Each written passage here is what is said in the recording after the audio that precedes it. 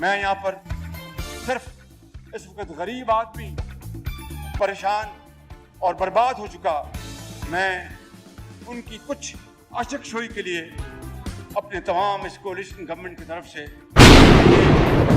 کہنا چاہتا ہوں کہ کم سے کم ماہانہ اجرت بڑھا کر 25,000 روپے ہم کر رہے ہیں۔ موجودہ حکومت نے کم سے کم ماہانہ اجرت 25,000 روپے مقرر کی ہے۔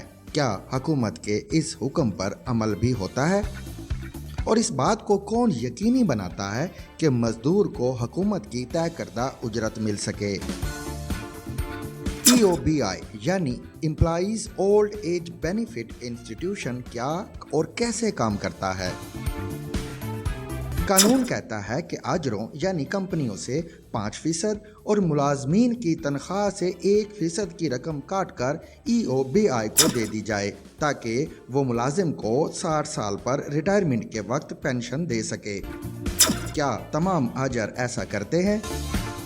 کمشنرز اور EOBI کم سے کم اجرت کو یقینی بنانے کے پابند ہیں۔ کیا یہ دونوں ایسا کرنے میں کامیاب ہوئے ہیں؟ تنخواہوں میں اگر 10% اضافہ ہو تو 10 لاکھ روپے تنخواہ پر 1 لاکھ روپے بڑھ جاتے ہیں، لیکن 30,000 تنخواہ والے کو صرف 3,000 اضافی ملتے ہیں۔ کیا یہ سسٹم الٹا نہیں ہونا چاہیے؟ ان سب سوالوں کے جوابات جاننے کے لیے سبسکرائب کیجیے زگ زیگ نیوز کو اور دیکھیے لا اینڈ لائرز میں 1,40,000 ملازمین رکھنے والے EOBI کی آنکھیں کھولنے والی رپورٹس۔